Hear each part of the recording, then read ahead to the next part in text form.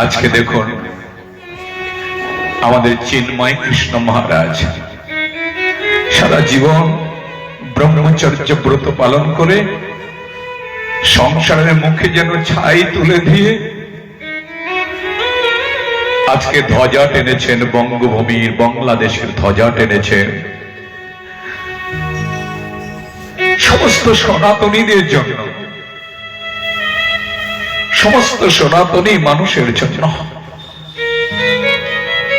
সনাতনী বললে ভুল হবে, সকলের জন্য ন্যায়ের ধ্বজা টেনেছেন, সত্যের ধ্বজা টেনেছেন। উচিত কথা বলবার জন্য তিনি সদা সর্বক্ষণ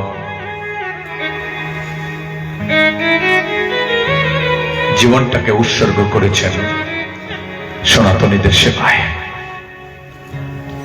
আজকে তার প্রতি নির্মম অত্যাচার। আপনি বলবেন মহারাজ আপনার কি? একবার ভেবে দেখুন। আপনি সকালবেলা ঘুম থেকে উঠে শুনলেন রেল রাস্তার ওপারটা হয়েছে অন্য দেশ, এটা হয়ে গেছে অন্য দেশ, দোষটা কি আপনার?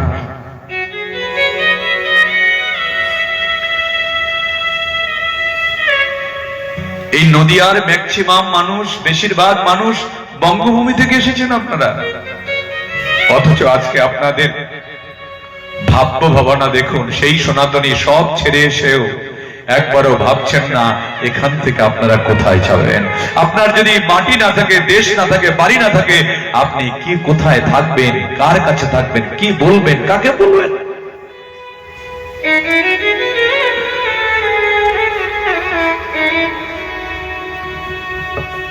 যারা বলবে তাদের ঘাটটাকে মোটকে দেওয়ার জন্য অনেক আছে, এরা আমাদের নিজেরা ভাই। সেই সময় ঔরঙ্গজেবের সময় শাসনকালে এক গৌরীয় বৈষ্ণব সেই সময় হরিভজন করতেন। ঔরঙ্গজেব নির্দেশ দিলেন ওর শিখাটাকে কেটে দে রে, শিখাটাকে কেটে দে, ওর শিখাটাকে কেটে দে, ও হিন্দু।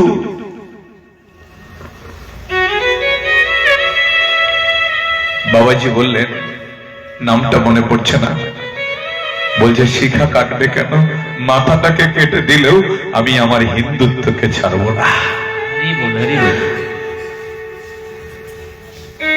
আমি আমার সংস্কারকে ভুলতে পারবো না।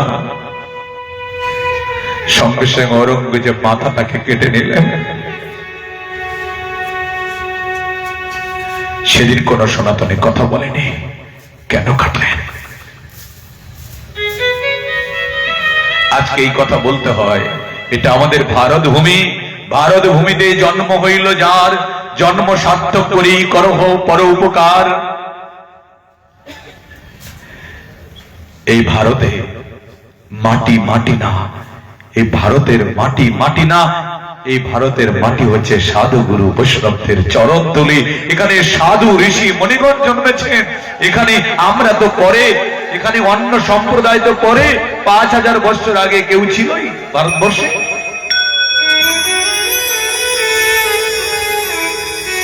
এই ভারত মায়ের উপরে কোলে কি অন্য সম্প্রদায় ছিল? সাম্প্রদায়িক দাঙ্গা ছিল? কি করে আমাদের এক একটা সুন্দর রাজাদেরকে, সরল সুন্দর সুন্দর প্রাণকে হত্যা করেছেন বিদেশিরা। আজকে বিদেশিরা আজকে আমাদের উৎপীড়ন করছে, তারণ ভর্ষণ করছে। সাধারণ ছোলার লোভে আমাদের সনাতন ধর্মটাকে আমরা নষ্ট করে দিচ্ছি।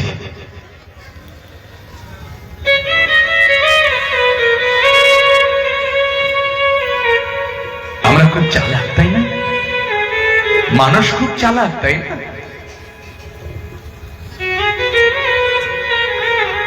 আমাদের মতো বোকা কেউ নেই গো। বানর হনুমান আছেন আপনাদের এখানে, খুব চালাক।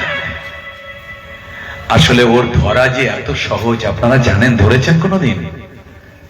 বলছে আমাদের আইন নেই ধরার, কিন্তু ধরা সহজ। খালি কলসিতে একটু কলসিতে ভরে ছোলা দেবেন। যারা বানর শিকারী, হনুমানের শিকার করেন, যারা ধরেন, বৃন্দাবনে দেখেছেন, কলসিতে ভরে ছোলা রেখে দিন, সুন্দর করে হাতটা পুড়িয়ে দেবে, ভেতরে থেকে ঢুকিয়ে দেবে, আর ছোলাটাকে এইভাবে ধরবেন। হাতটা তো গেল এইভাবে, ছোলা ধরলো এইভাবে, কলসির মুখটা তো চাপা, কিছুতেই হাত তো বেরোয় না, ছোলাও তো আর ছাড়ে না, ছোলাও ছাড়ে না, কিছুতেই ছাড়ে না। শিকারী যে ধরে ফেলে, ছাড় ছাড় ছাড়, তোকে ধরে ফেললো রে, খাঁচায় পুরে নেবে, তোকে মেরে ফেলবে, তোকে অরণ্যে নিক্ষেপ করবে, ছাড়। ছোলাটাও ছাড়লে না, ধরাও পড়ে গেলে। আজকে সনাতনীরা এমন চালাক বুদ্ধিমান জাতি, আসলে সামান্য ছোলার জন্য আমার ভারত মায়ের কান্নাকে কেউ শুনতে পাচ্ছেন না। ভারত মায়ের সন্তানরা যদি কান্না করে, আপনারা তকমা লাগিয়ে দেন এরা সাম্প্রদায়িক।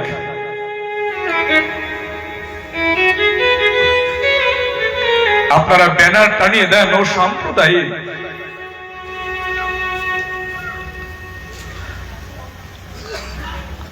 আসলে না, আপনি ছোলার লোভে আছেন। ছোলার লোভটাকে একটু ত্যাগ করুন, ত্যাগ করুন, ত্যাগ করুন। ভারত মায়ের কান্না মুছে দিন। আমার মায়ের হাত ভেঙে গেছে, ডাক্তার দেখান। ডাক্তার বললেন হাতটাকে কেটে বাদ দিতে হবে, নাহলে বাঁচবে না। তাই তো কেটে বাদ দিয়েছি, হয়ে গেল পাকিস্তান। আপনাদের কাছে আমার অনুরোধ, একটা শব্দ এখানে অন্য বিষয়ে বলছি না, রাজনীতির কথা নয়। আমার জীবনে রাজনীতির দোরগোড়ায় তো নাম উচ্চারণ করি না, কিন্তু আমার ধর্ম বলছেন, আমার শাস্ত্র বলছেন, আমার ভারত মাতার বুকের এই রক্ত ঝরা কান্না স্বর্ণাক্ষরে লিখিত হয়ে আছে ভাগবত মহাপুরাণে।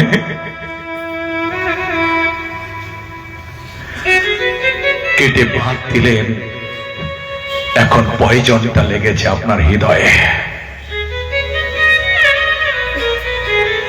এখন ওই যে ক্যান্সার ধরেছেন, বাদ দিবেন কি করে? হৃদয়ে তো হৃৎপিণ্ডে লেগেছে, আপনার যকৃতে, আপনার সেই ফুসফুসের মধ্যে ক্যান্সার হয়েছে, আপনি বাদ দিলেও পারবেন না।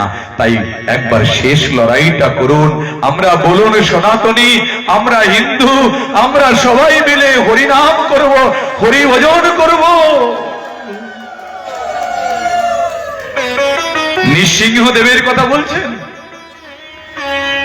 নৃসিংহ ভগবানের কথা বলছেন। কলিকালে চৈতন্য সিংহের অবতার। আমাদের সিংহ জন্মেছেন বাংলার বুকে, এই তো নবদ্বীপে। কলিকালে চৈতন্য সিংহের অবতার। সিংহ গ্রীব, সিংহ বীর্য, সিংহের হুঙ্কার। হিরণ্যকশিপুর শব্দে সারা পৃথিবী কম্পিত, আমার গৌর হরির নামামৃতের শব্দে আজ পৃথিবী কম্পিত। বলো রাধে রাধে। কলিকালে চৈতন্য সিংহের অবতার। সিংহ গ্রীব, সিংহ বীর্য, সিংহের হুঙ্কার। সেই সিংহ পশুক সকল জীবের হৃদয়ে স্কন্দরে। নীরদ সমকলমশ নাশ ঘুচাক সবাকারে। নীরদ মানে হাতি, হস্তি সম পাপ, হস্তি সম কুলস পাপ মুছে যাবে যদি হরি নাম করি।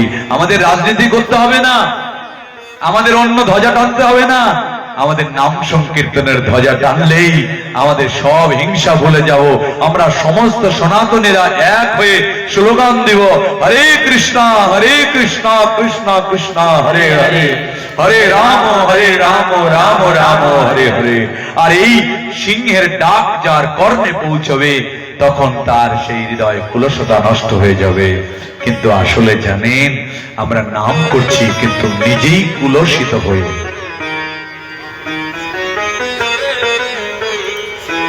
ছোলার লোভ ছাড়তে পারছি না তো। আপনাদের সকলের কাছে আমার নিবেদন, যারা ধর্মের কথা বলেন, আজকে আমার গুরুদেবের কথা ভাবুন, আজকে আমার শ্রী গুরুদেবের কথা ভাবুন। ইনি সনাতনের কথা বলেন, হিন্দুদের হয়ে কথা বলেন, তার নামে কেস দিয়ে দিয়েছে মালদাতে। এই তো 15-20 দিন আগে কালিয়াচক থানায় তাকে সারাদিন বসিয়ে রেখে রাখা হয়েছিল। কারণ কিছু নেই। সবাই মিলে আমরা যখন আন্দোলন করলাম, দোষ কি বলুন? বলে আপনি কেন সাম্প্রদায়িক কথা বলছেন? বলে একটা শব্দ আপনি বলুন। আমি আমাদের নিজের অধিকারের কথা বলছি, আমি সনাতনীদের কথা বলছি, আমি হরি নামের কথা বলছি, আমি হিংসা ত্যাগ করতে বলছি, আমি গোমাতার কথা বলি, আমি ভারত মাতার কথা বলি, আমি ভারত মাতার কান্না মুছিয়ে দেওয়ার কথা বলি। আমি সাম্প্রদায়িক হয়ে গেলাম?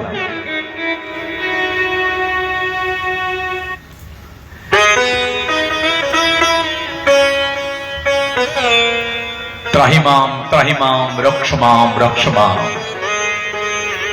আপনারা সকলেই ধর্মের চরণে অবনত হন, সবাই ধর্ম প্রতিপালন করুন, সবাই হরি নাম সংকীর্তন করুন। দেখবেন ওই হিরণ্যকশিপু যে কলিকালে আমার চৈতন্য মহাপ্রভু আপনার হৃদয়ে বসবে। আর হৃদয়ে বসলে আমার আপনার এমন শক্তি হবে না, ওই চাঁদ কাজী দলনের চাইতে বড় দলন করে দেব আমরা। কেন?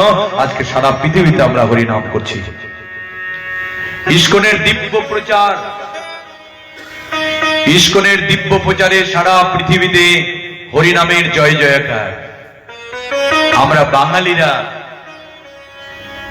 হরিনাম করতে নাই বা পারলাম, কিন্তু আসলে বিদেশিরা তারা সর্বস্ব ত্যাগ করে এসে হরিনাম করছে।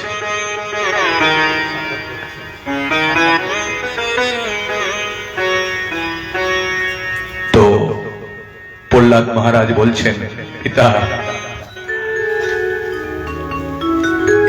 ও হিরণ্যকশিপু আবির্ভাব হলো, আর তিনি ক্রোধে গড়